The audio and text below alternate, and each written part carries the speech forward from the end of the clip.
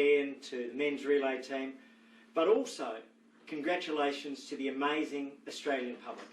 Almost 1.1 million vaccinations in the last week.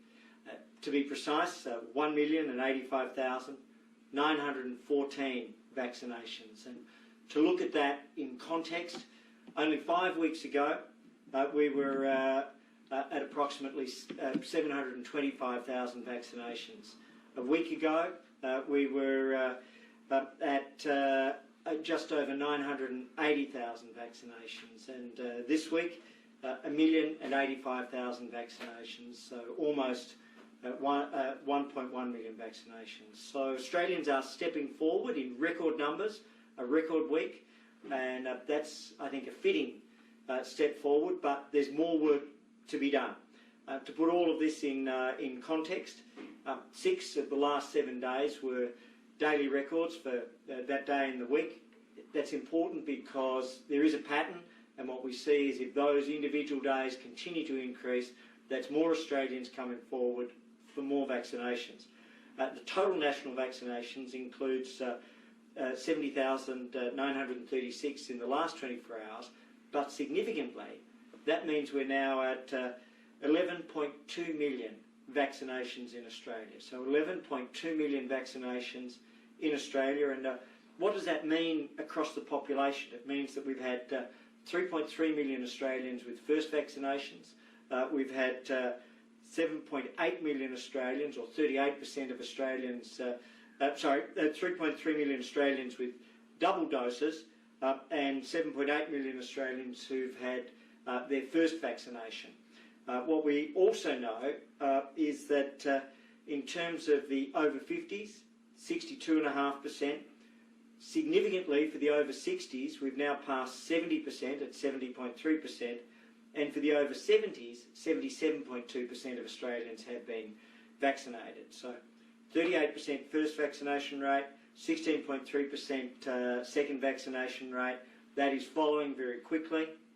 And then what we've seen as well, I think, and very importantly, is that the states have delivered 4.9 million vaccines and the Commonwealth 6.3 million vaccines, and our GPs just over 5.8 million vaccinations. So they've been the real backbone of the program, but everybody is pitching in. In terms of other critical steps forward, we know around the country with regards to COVID, in the last 24 hours, 165 cases, of which 8 were overseas acquired and 157 local. We're seeing very good progress in Victoria and South Australia. We are hopeful about the situation in each of those states. I would say we are on track, as the Victorians have said, to see a significant movement to give people greater freedom over the course of this week. But that's been the hard work of Australians. In New South Wales, there's more work to be done, but people in Sydney are doing an extraordinary job. They're overwhelmingly following the difficult, challenging restrictions and staying at home. They're coming out to be tested in record numbers, and in addition to that, what we're also seeing is that they're coming forward to be vaccinated in very large numbers. Over the course of the last week, as a nation, there have been a series of areas of progress. We've had the work from the TGA, which has approved Pfizer for the 12 to 15-year-olds. That will now go and is being considered by the Australian Technical Advisory Group on Immunisation. We're expecting over the course of this week a decision with regards to the immunocompromised kids or kids with underlying medical conditions. And if that's a yes, then we'll move immediately to add them to Phase 1B, which would mean immediate access. And then they'll consider the international evidence which is emerging over the course of the coming months with regards to the broad population of children 12 to 15. We've also been able to secure the 85 million boosters over the coming 2 years, a very important part of the short, medium and long-term strategy with regards to COVID. So we already have 40 million Pfizer that are expected to arrive and are on track to arrive this year. Plus the 10 million Novavax, we have the plus the 10 million Moderna this year.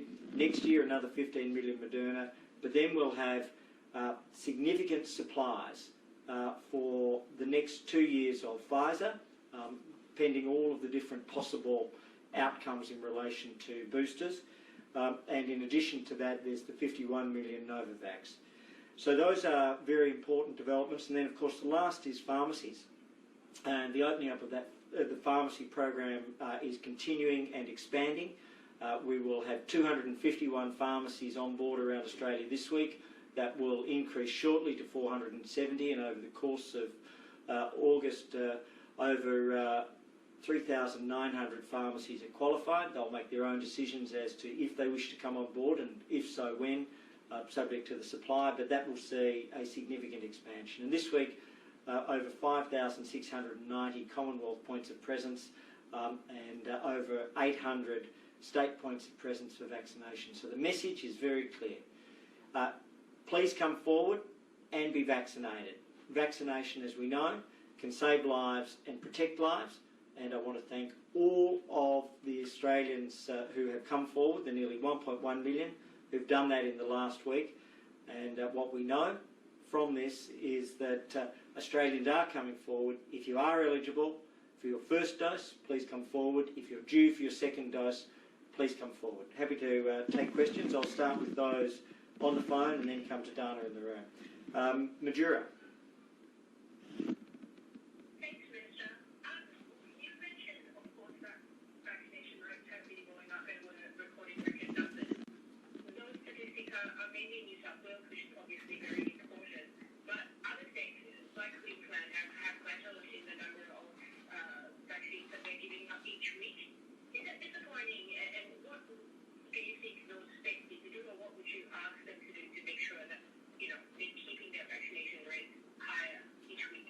Oh, no, to be fair, these are increasing vaccinations right across the nation. And so, the vaccination rates are released every day. And what we're seeing is significant rates right across the country. Obviously, someone will always be higher and someone will be at another point. But all of the states and territories are vaccinating, but it is critical that we have as many people come forward as soon as possible. So no matter where you are in the country, this disease can strike you. It is a global pandemic, and whilst we have as a country been overwhelmingly protected for so much of it, we're facing challenges, particularly in New South Wales now, but no state or territory is immune. No state or territory is immune. So all of the states and territories are seeing this vaccination program. I do want to highlight one interesting example of what we can do as a nation. The highest single rate of vaccination by any jurisdiction in any particular age group is the ACT, where over 94% of over 70s have been vaccinated. It says what may be possible. That's not to set a particular goal or target, but it shows that in one age group, in one jurisdiction, given the access and given the motivation, in an area which has had, frankly, very, very low cases over the course of the entire pandemic, we're seeing the highest particular vaccination rate by demographic in the country. Eliza from Channel 9.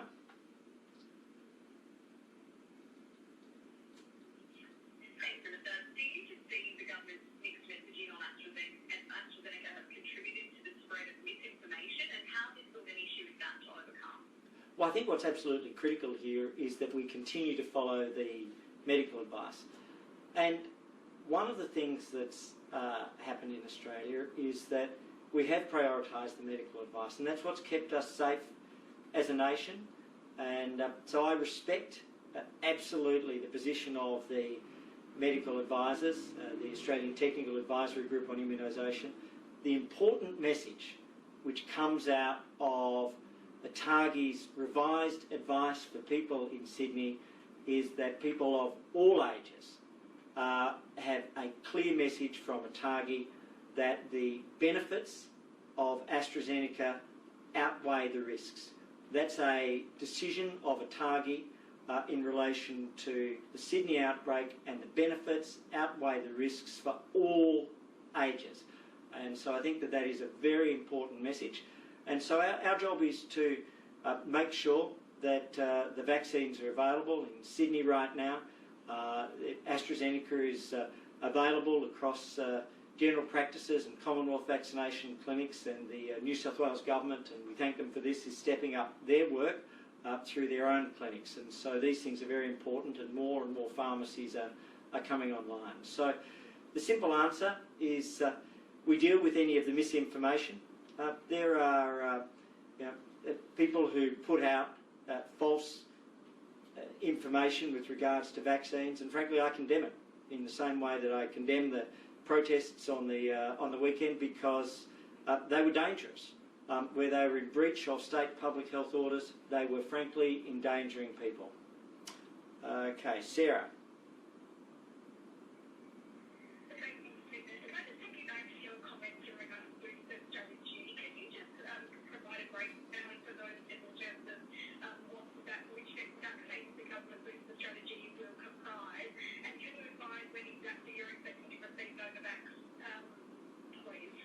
Sure. So with regards to the booster strategy, we have at this point in time 3 vaccines.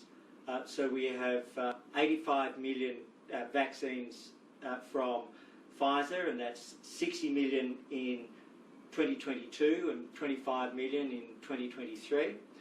We also have 15 million Moderna, which have been ordered, and we're very confident with the delivery timeframes. So that's 10 million Moderna for the first round vaccinations this year, and another 15 million for the booster strategy next year. And then we have 51 million. We have 51 million Novavax, subject to registration. But we have to say the clinical trial results have been outstanding and very, very heartening. We are on latest advice expecting the first of those arrivals in the final quarter of this year. So no change in any of the information with regards to Novavax. The recent clinical trial results we think were very heartening and very, very positive. So we've always thought of Novavax as there as a backup if there were an issue with the first 3 vaccines for this year, and as a foundation stone and platform of the booster program next year. No change in that position, but at this stage the advice remains the final quarter of this year for the first deliveries. And Natasha. Thank you. The latest administration and utilisation figures of vaccines show that some states are only administering 90% or so of their allocated doses. Are you concerned about that? And secondly, you have promised as recently as last week that you would provide us with the vaccination rates of people living in the local government areas of Canterbury, Bankstown, Liverpool and Fairfield in Sydney. This hasn't been provided yet. And could we please confirm that this data is being collected and when it will be made available? Sure. So in relation to the first question, just come again at that, please. The first question is in relation to administration and utilisation of vaccines. Some states have only delivered some 90% of their allocation, and also GPs seem to only administer 80% of their allocation. Are you concerned about any of those figures? Well, what we're seeing is that the utilisation rates are increasing. It's over 88% across the country, and what that means also is that particularly with the GPs, with AstraZeneca, we are in many situations providing 2 weeks of supply, and that can also be the case with Pfizer. So we'll be delivering in advance, and so they are using them over a period of weeks. And what we've seen is that those utilisation rates have increased significantly. The states on average are in the high 90s, and with regards to some states or territories, what we're seeing is that they have significant rural or regional populations, such as the Northern Territory, so they then outreach to those communities. But all the states and territories have increased their utilisation rate, and we thank them for that. With regards to local government, at this point in time, what we're doing is looking on a state-by-state basis. I'll leave the particular questions with regards to that to the Vaccine Operations Centre. What we're doing is making sure and publishing the state figures on a daily basis, and as the vaccine program develops, we'll have more detail and more data that's available. Dana. What's your response to the comments from the WA and the NT premiers who are angry that New South Wales is getting extra Pfizer doses from the national stockpile? Well, I think the important thing is that no state or territory has had to have their amounts reduced. What we've been able to do, and this is exactly in line with what happened with Victoria, and I believe those states and territories were supportive of the additional doses to Victoria. Every state and territory is seeing a significant increase in their doses. That's as the additional Pfizer has come on board now that we've received those supplies. So every state and territory is seeing additional doses, and that's playing itself out in every state and territory having increasing outcomes. For Victoria, when they had their outbreak, we were able to provide 150,000 from unallocated doses. New South Wales, we've been able to provide 200,000 from unallocated doses. Right across the country, what we're seeing is an increase in all jurisdictions as the supplies have come in, receiving on a per capita basis sustained weekly increases. So can you clarify, is there a national stockpile of Pfizer? Where are these extra doses coming from? So these were previously unallocated doses. The first 150,000, the 50,000 is coming forward from the supplies that are arriving, and all states and territories are receiving exactly the per capita amount which was pledged at the commencement of July. So what we've been able to do by bringing forward these increasing doses, as we know, we brought forward 3 million over the course. We've been able to meet all of the commitments to states and territories, and this is from the additional supplies that we've been able to secure. But what we have done is make sure we're not holding large amounts of doses. Well, there's always a choice. If we were holding doses, people would say they should be out. If we aren't holding doses, people are saying why not. The simple answer is we make sure we have the second doses.